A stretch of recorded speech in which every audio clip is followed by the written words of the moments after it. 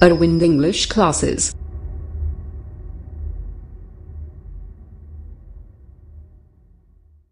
जय Hind, Vande Mataram all students. Welcome all of you in English first year class. Today we shall learn questions and their answer potential in pre-board exam. So dear student, let us start. Question number 6 है, answer any two questions of the following in 30 or 40 words each. निम्नलिखित प्रश्नों में से किन्हीं दो प्रश्नों के उत्तर 30 या 40 शब्दों में दीजिए। तो देखते हैं, क्वेश्चन नंबर फर्स्ट है, how did little Jonathan reach to the desperate situation they found themselves in on 5 January. तो जो लिटिल जोनाथन था, 5 जनवरी को छोटे जोनाथन या छोटा जोनाथन निराशाजनक परिस्थितियों में कैसे पहुंचा। तो इसका हम लोग आंसर देखते हैं, वो भी खड़े खड़े, बैठकर भी देख सकते हो, ऐसी बात नहीं, बाउंडेशन नहीं है कोई। They were struggle for survival since last 36 hours. उन्होंने 30 घंटों तक जीवित रहने के लिए संघर्ष किया था। On January in the down their situation became more desperate. जनवरी के सुबह सुबह यानी कि सवेरे सवेरे या भोरहे जो उनकी परिस्थिति थी या स्थिति थी और भी ज़्यादा निराशाजनक हो गई। Because the seas were getting higher, जो समुद्री लहरें थी बहुत तेज उठ रही थी। And the wind was back, और हवा पुनः चलने लगी थी। So the Jonathan asked his father if they were going to die. इसलिए जोनाथन ने अपने पप्पा से पूछा कि क्या हम लोग मरने जा रहे हैं। And that was the desperate state, और वही निराशाजनक स्थिति थी, वेयर जोनाथन रीच्ड, जहाँ पर जोनाथन पहुँच गया था। तो ये तो वही होगा क्वेश्चन। नेक्स्ट क्वेश्चन देखते हैं, थोड़ा बड़ा कर लेते हैं तब आप लोगों को बढ़िया दिखाई देगा। What were the things buried with Tut's mummy and why? टुट के मम्मी के साथ क्या क्या वस्तुएं दफनाई गईं और क्यों। तो इसका आंसर देखते हैं। Tut was buried with everything like board games, bronze razor, undergarments and cases of food and wine. तो टुट जो था वो प्रत्येक दैनिक वस्तुओं से या सभी प्रकार की दैनिक वस्तुओं से दफनाया गया।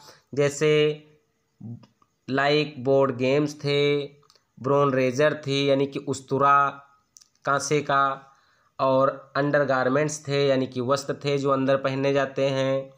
एंड केसेस ऑफ फूड, भोजन भी था। एंड वाइन, और दारू, ताकि दारू के बिना तो कोई काम चल नहीं पा रहा आजकल, तो हो सकता है पहले भी ऐसा ही हो। इट वॉज बिलीव्ड, ऐसा विश्वास था, that he would use these,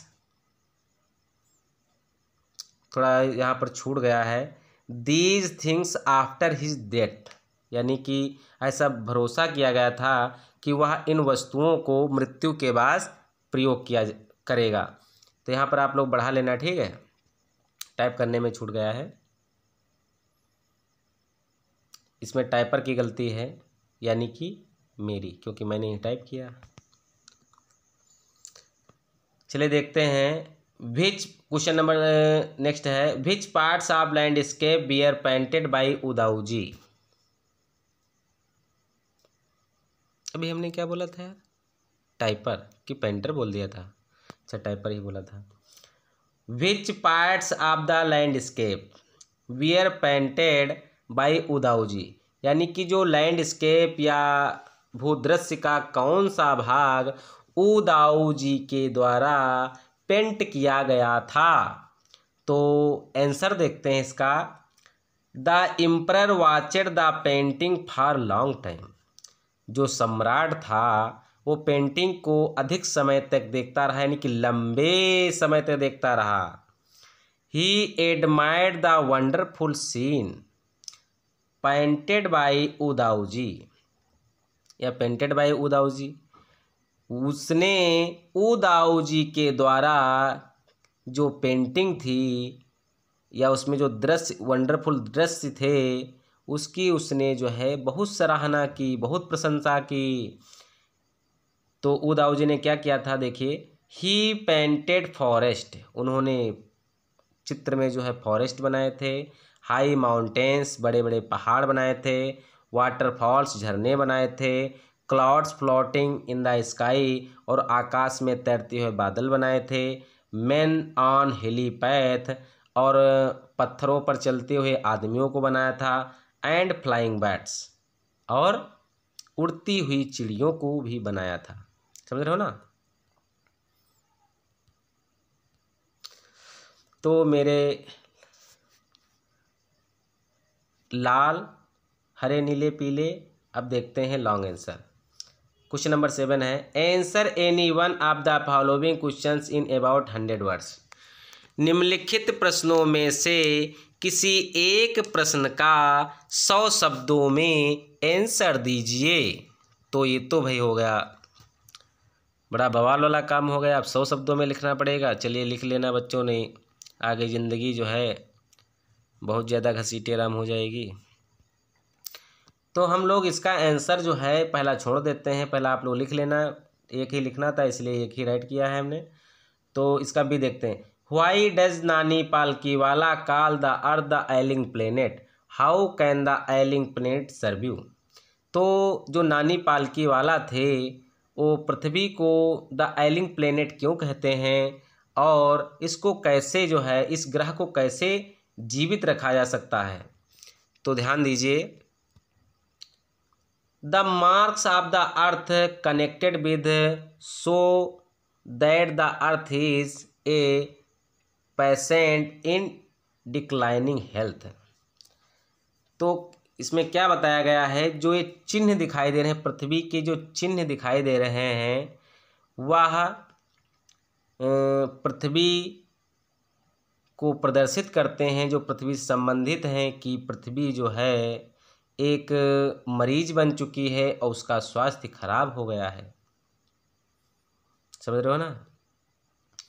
it is deserts are growing, जो इसके डिजर्ट्स हैं वो बढ़ रहे हैं, अर्थात रेगिस्तान बढ़ते जा रहे हैं, यानी कि अब भाई जंगल कट जाएंगे तो वहाँ की भूमि जो है खाली हो जाएगी, तो इस पर पृथ्वी पर तो असर पड़ेगा ही।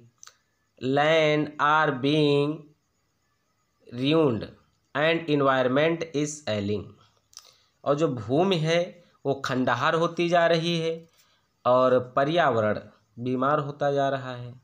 समझ रहे हो ना। The photography by using of satellites, satellite यानी कि उपग्रहों का प्रयोग करके जो फोटोग्राफी की गई है, हैज़ रिलीज्ड, उससे वही पता चला है, the environment has destroyed very badly, कि जो पर्यावरण है बहुत बेकार तरह से, बुरी तरह से नष्ट होता जा रहा है, in many parts of the world, यानी कि संसार के कई भागों में। समझ रहे हो ना। It has become critical in many of the 88 countries investigated, और यह जो क्रिटिकल कंडीशन का पता चला है, लगभग 88 देशों ने इसको इन्वेस्टिगेट किया है, या इस पर जो है निगरानी की है। By using green moment we can help the ailing planet, यानी कि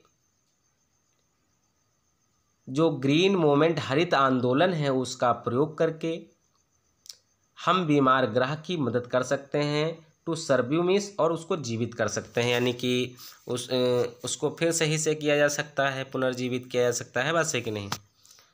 फिर देख लेते हैं भाई, थोड़ा आगे बढ़ा लेते हैं, नहीं दिखाई नहीं देगा पूरा। और जब तो आप लोगों को पूरा दिखाई नहीं देगा तो जान नहीं पाओगे कुछ। 1 सेकेंड, थोड़ा स्क्रीनशॉट भी आप लोग ले सकते हैं ना, इसलिए यहाँ पर करते हैं। People must understand their responsibility, लोगों को अपने उत्तरदायित्व को समझना चाहिए। Because this planet is future of generation, क्योंकि यह जो आने वाली जनसंख्या है, हम लोग की जो पीढ़ी है, इसका ये भविष्य है, ये ग्रह जो है भविष्य है। Seeing the condition of the earth, इस प्रकार पृथ्वी की स्थिति को देखकर Naini Palkhivala call the earth the ailing planet, तो नैनी पालकीवाला जो है पृथ्वी को द एलिंग प्लेनेट के नाम से पुकारते हैं। तो भाई ये तो हो गया आप लोगों का लॉन्ग आंसर। अब आगे चलते हैं। क्वेश्चन नंबर 8 क्या है? Read the stanza given below and answer the question that follow, निम्नलिखित पद्यांश को पढ़िए और उसके नीचे जो भाई दिया गया है, क्या दिए गए हैं, प्रश्न दिए गए हैं, तो उसके आप लोग जो है उत्तर दीजिए। ठीक है, बस स्टांजा पढ़ लेना आप लोग, बाकी जो है हम राइट आंसर ही और क्वेश्चन बताते हैं इसके।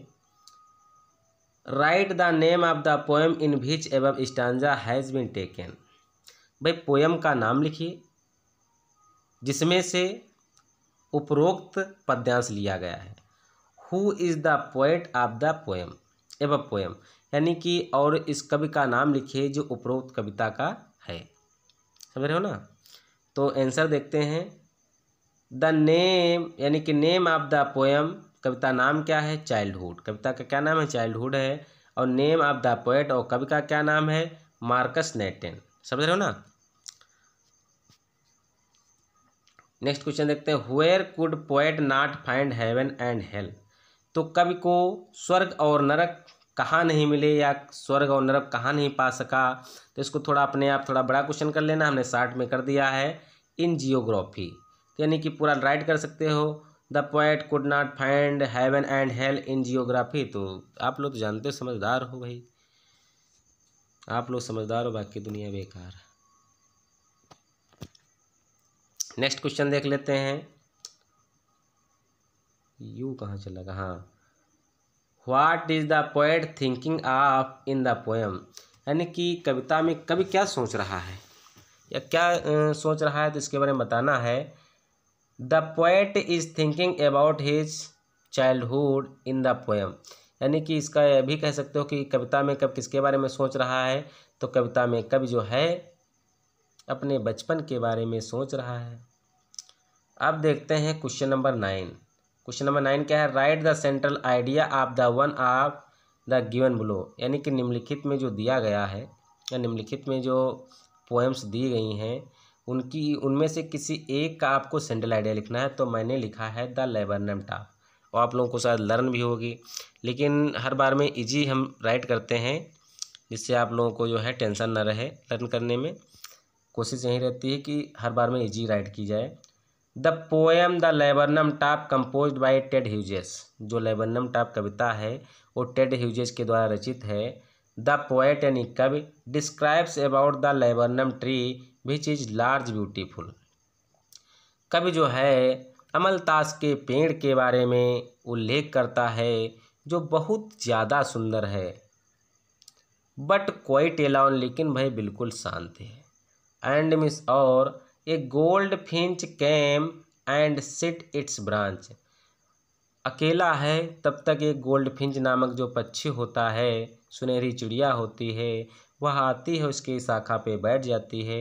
The laburnum tree gives the house, और जब वह बैठ जाती है तो जो अमलतास का पेड़ होता है, फैला लेते हैं, बैठे बैठे पैर दर्द करने लगे हैं तो पैर फैला लेते हैं। चलिए देखिए। द बर्ड मैक्स, कहाँ चला गया यार? The laburnum tree gives the house, जो अमलतास का पेड़ है वह उसको घर देता है, आश्रय देता है। The bird makes a sudden chirp sound, और जो पक्षी होता है तत्काल जो है चहचहाने की अचानक आवाज़ निकलने लगता है। Thus the poet wants to tell the reader the importance of each other, इस प्रकार जो कवि है वो पाठक को, पाठक कौन सा? रीडर यानी कि पढ़ने वाला, पाठक वही है गांव के जो लोग पाठक होते हैं वो नहीं। तो कवि इस प्रकार पाठक को एक दूसरे के महत्व को बताना चाहता है, यानी कि कवि जो है पाठक को एक दूसरे का जो महत्व होता है पेड़ का या हमारे नेचर का और इंसान का जो नेचर होता है, ये बताना चाहता है कि हमें एक दूसरे की सहायता करनी चाहिए। क्योंकि अकेले थे, वो पक्षी आ गया तो थोड़ा रंग में रंग गए। चलिए ठीक है, सेंट्रल आइडिया हो गई, नींद भी लगने लगी यार। चलो पढ़ा देते हैं पहले। अरे बस, अरे भैया और है यार। क्वेश्चन नंबर 10 देखते हैं। क्वेश्चन नंबर 10 क्या है? Answer any two questions of the following in 30-40 words each. निम्नलिखित प्रश्नों में से किन्हीं दो प्रश्नों के उत्तर 30 या 40 शब्दों में दीजिए। तो फिर देख लेते हैं। One by one word meaning के हिसाब से आज नहीं पढ़ाया है, क्योंकि ये तुम लोगों का रिवीजन है और परहैप्स आप लोगों को ये जो है क्वेश्चन आंसर याद भी होंगे। इसलिए जो है जहाँ पर समझ में ना आए तो कमेंट के माध्यम से पूछ लेना, और वैसे हम जानते हैं कमेंट के माध्यम से पूछी हो तो है ही नहीं, ताकि इतना तुम्हारे पास टाइम कहाँ है, मोबाइल में गेम खेलते भाई। क्वेश्चन नंबर फर्स्ट है, how did Mrs Darling react when the narrator said I am Mrs Sos daughter, S's daughter. तो जो मिसेज डॉर्लिंग थी उन्होंने कैसे रिएक्ट किया लेखक पर जब लेखक ने ये बताया कि मैं श्रीमती एस की पुत्री हूँ। तो कैसे रिएक्ट किया था? खुला ही ना दे रही रहा भैया, इतना मजबूती से जकड़े रहे, जकड़े ने पकड़े रहे। Answer, Mrs Darling held her hand on the door. जो मिसेज डॉर्लिंग, श्रीमती जो डॉर्लिंग थी, वो अपना हाथ दरवाजे पर बिल्कुल जकड़े यानी कि पकड़े या जमाए खड़ी थी। As if she wanted to prevent it, ऐसा मानो कि जैसे कि वह इसे रोक रही हो। ओपनिंग एनी फर्दर में इसकी होता कि कहीं और ना खुल जाए, यह तो रोक रही थी। Her face showed no any mark of recognition, या रिकग्नाइजेशन या रिकग्नाइजेशन, यानी कि और उनके चेहरे पर ऐसा कोई चिन्ह नहीं था कि जिससे कि वह पहचान सके। She kept gazing at the narrator without uttering a word, और वह लेखक को बिना एक शब्द बोले घूरती हुई जा रही थी या घूर रही थी, कह सकते हो। समझ रहे हो ना? वैसे यहाँ पर ये भी राइट कर सकते हैं, she was gazing at the narrator without uttering a word. तो ये तो आप लोगों के अकॉर्डिंग जिस प्रकार चाहो नोट कर सकते हो। अब देखते हैं क्वेश्चन नंबर बी है, why was mister brown speechless for a few moments. तो मिस्टर ब्राउन्स जो थे कुछ समय के लिए जो है मूक क्यों हो गए, अर्थात बोल क्यों नहीं पाए। तो क्या कारण था, देखते हैं। आंसर इसका है, mister brown asked Albert in which year the Persian defeated the French at the Waterloo, या उसे at the battle of Waterloo भी राइट कर सकते हो। तो जब मिस्टर ब्राउन ने अल्बर्ट आइंस्टीन से पूछा कि भाई ऐसे बताओ कि किस सन में जो पर्शियन ने फ्रेंच वालों को वाटरलू के युद्ध में हराया था, तो अल्बर्ट टोल्ड हिम, अल्बर्ट ने उनसे साफ साफ बता दिया। रे बाजो ना यार, 1 सेकेंड, मोबाइल ऑफ कर दी। That he did not know, Albert ने उसे बताया कि वह नहीं जानते थे या नहीं जानते हैं। Mister brown sad, mister brown ने कहा, that he had told him so many times, उन्होंने मिस्टर ब्राउन ने अल्बर्ट आइंस्टीन से कहा कि हम तुमका कितनी बार बताया है यार। अल्बर्ट टोल्ड हिम, अल्बर्ट ने उन्हें बताया, that he saw no points in learning dates, कि उनको डेट को लर्न करने में या याद करने में कोई भी तुक नहीं मिलती है। These could be seen in the books, ये जो है किताबों में देखी जा सकती है। दिस मेड हिम स्पीचलेस, और इस बात ने उनको जो है स्पीचलेस कर दिया। क्या बात है, खड़े खड़े बंद कर दिया भैया। अब क्वेश्चन जो है नेक्स्ट देखते हैं। What does the narrator say about Hosali, यानी कि लेखक ने होसाली के बारे में या होसाली के बारे में क्या बताता है, लेखक होसाली के बारे में क्या बता रहा है, बताता है वैसे होगा भाई। The narrator says about Hosali village is very beautiful, लेखक बताता है कि भाई होसाली जो गांव है बहुत सुंदर है, यानी कि कहता है but there is no mention of it in geography books written by sahib in England और इंडियन राइटर्स, किंतु जो होसाली गांव के बारे में है किसी भी अंग्रेज के साहब ने और भारतीय लेखकों ने इसका जियोग्राफी में कोई उल्लेख नहीं किया है। हालांकि इसके लेखक का कहने का मतलब है कि लोग जानते नहीं रहे, जानते रहे लेकिन ना लिखी नहीं है भाई, बताने का है बताइए। नो कार्टोग्राफर, और कोई भी cartographer has put it on the map, यानी कि जो मैप को बनाता है उसको कार्टोग्राफर कहते हैं, या मैप निर्माता जो होता है उसको कार्टोग्राफर कहते हैं। यानी कि किसी भी कार्टोग्राफर ने या मैप निर्माता ने मैप पर भी इसको चिन्हित नहीं किया है। समझ रहे हो ना होसाली गांव के बारे में। The narrator describes about the speciality of mangoes and creeper which is found in his place, और लेखक जो है विशेष रूप से उसके विलेज में जो आम और बेल मिलती है या पाई जाती हैं उसके बारे में भी उल्लेख करता है। समझ रहे हो ना। हमको लग रहा है थोड़ा आराम से पढ़ाएं, थोड़ा जल्दी बढ़ा दिया जाए। अरे जल्दी का बढ़ा दिया, काम हो चुका, यानी कि दुख कट चुका है। क्वेश्चन नंबर 11 कहिए यार, question number 11, answer any one of the following questions in about 100 words, निम्नलिखित प्रश्नों में से किसी एक प्रश्न का 100 शब्दों में जवाब दीजिए। तो बहुत मस्त लिखे हैं दोस्त, मज़ा आए जी पढ़ के, देखो समझो। क्वेश्चन फर्स्ट है, what was special about Rangappa, Rangappa के बारे में स्पेशल क्या था। How did the villagers react to it, और गांव वालों ने इस पर क्या रिएक्ट किया, इसके बारे में या क्या प्रतिक्रिया की, इसके बारे में जो है हमको बताना है। तो हालांकि हमने थोड़ा छोटा कर दिया है, आप लोग बढ़ा कर राइट कर लेना, समरी से ही हमने राइट किया है, और पूरी समरी जैसे होती है उसका हल्का ट्रांसलेशन कर दिया है। टाइम कम है काम ज़्यादा, इसलिए जो है इसी प्रकार होगा काम। Rangappa was a young man, young man, यहाँ पर यंग मैन और बॉय दोनों हो गया है, हालांकि मैन हटा देना, बॉय रखना। रंगप्पा ये जो है एक नवयुवक लड़का था, who went to Bangalore for study, जो अध्ययन करने के लिए बेंगलोर गया था।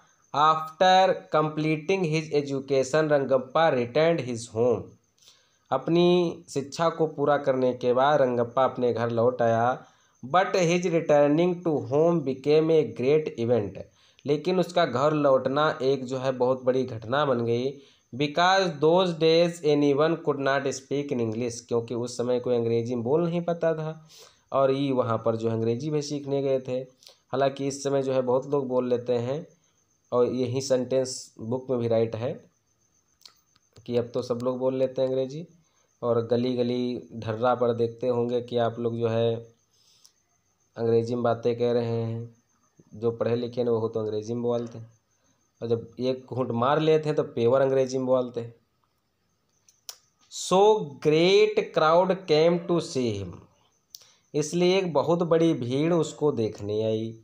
व्हेन ही रिटर्न्ड होम, जब वह घर लौटा था। Rangappa did not lost his religion in spite of living in Bangalore, तो रंगप्पा ने बेंगलोर में रहने के बावजूद भी अपने धर्म को नहीं खोया था। With great satisfaction everyone went away from there, और इसी बड़ी संतुष्ट के साथ प्रत्येक कोई वहाँ से चला गया। He was completely eligible for marriage, और वह पूरी तरह से लड़का जो है मैरिज के योग्य था। Show he married with a beautiful girl Ratna with help of narrator Shyama, और इसलिए उसने जो है एक सुंदर लड़की जिसका नाम रत्ना था उससे शादी मना ली और सब कुछ मना लिया, और इसमें सहायता जो की थी वो लेखक श्यामा ने की। तो इसी के साथ, अच्छा नीचे वाला जो है अपने आप कर लेना, ठीक है बच्चों। इसी के साथ जय हिंद, जय भारत, जय जवान, जय किसान, जय राम जी की।